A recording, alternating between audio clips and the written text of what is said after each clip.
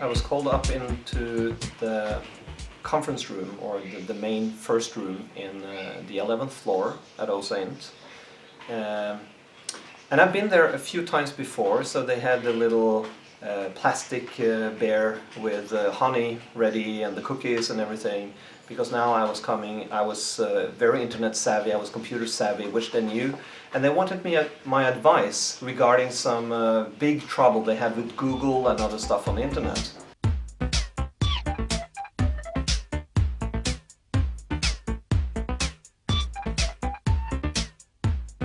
In there was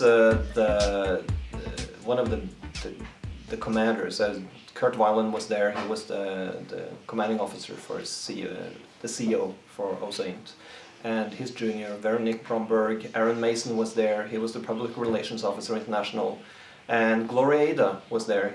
She was the webmaster for Scientology International. So these are the people who are in charge of the internet, or handling problems on the internet for the church. Yeah, they are the main executives, the people that get all the flack, handles the shit, tries to make Scientology look good on the internet, and remove all the bad-mouthing and the black PR, as they call it, regarding Scientology on the internet.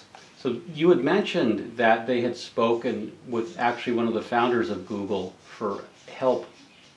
Yeah, they had met Sergey Brin at a conference, and Gloria Ada tried to convince him that whenever people searched for Scientology, they should get good results on Scientology. And only if they search for bad Scientology, or Scientology critical, or critical Scientology, or some negative word regarding Scientology, only then should they get search results that were negative towards Scientology. So Scientology actually expected Google to change their algorithms to accommodate Scientology's PR needs. Yeah, and in the same fell swoop they would make it so that if you search for apples, this is her words, you would only get good results for apples. But if you search for bad apples, then and only then should you be shown search results regarding bad apples. So this was her whole philosophy on how to handle Scientology's bad PR on the net. That's very unrealistic, but what did Google say? Well, they just waved her off and didn't really think that was a very good idea, obviously.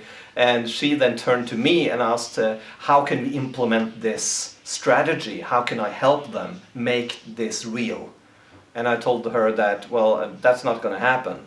So she met sort of a dead end there. But they used me for other stuff as well, regarding other parts of the strategy, because they had a huge fight with the EFF. All since they tried to kill ARS, Ultra Religion Scientology, the Usenet group, and since they shut down the anon.fi, which was an anonymous email remailer, they managed to shut that down, and that aggravated EFF, the Electronic Frontier Foundation, the main organization on the internet taking care of personal rights and right for anonymity and civil rights, really, on the internet.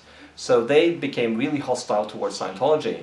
So Scientology, the Church of Scientology and EFF are in a serious disagreement. They were mortal enemies through the later part of the 1990s. And EFF, every time Scientology came up, they would say bad things about Scientology, correctly, really. And Scientology was the adverse effect of that. They were enemies. Yeah, Åsa asked you, how do we fix these complaints from EFF online? Yeah. How can we fix the fact that they badmouth Scientology all over the internet and aggravate people and make us look like we are the bad guys and that we're against free speech and that we are, against civil rights on the internet and all of that, which they are and they were. But they called me in and said, how can we fix this? Because in a couple of days, they said, we are going into a meeting to try to bury the hatchet between EFF and Scientology. And I said, okay, if I should help you, I need a whole day with you. So I was having a whole day with Aaron Mason specifically and Veronique Bromberg, and also some with Kurt Weiland, the commanding officer, to educate them on what the EFF was all about, what the internet was all about, and the idea of liberties on the internet and free software, open source, the whole, the mindset of the people in the EFF. we wanted to make sure that WikiLeaks and any other organization that's willing to really operate outside of traditional mainstream media would know that they would have the support of the internet community, and we would keep them afloat.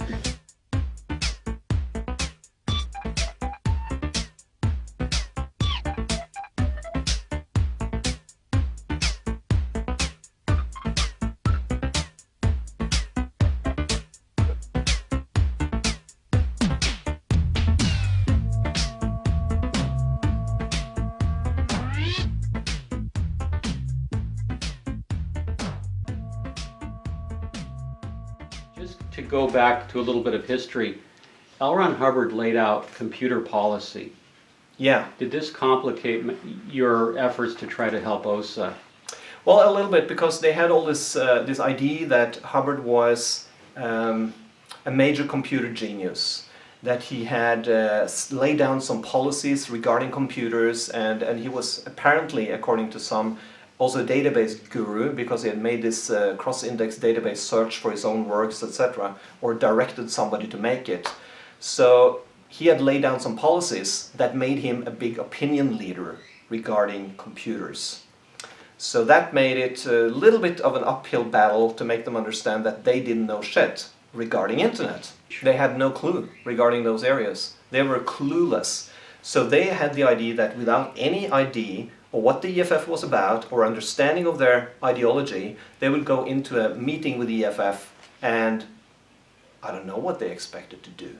But I educated them for one day, and a couple of days later they went into this meeting, and I met with them later that week, and they said because of that day with education and understanding of the internet culture, they were able to actually bury the hatchet between EFF and Scientology. And that was sort of the start of them using me as an advisor regarding complicated issues on the internet.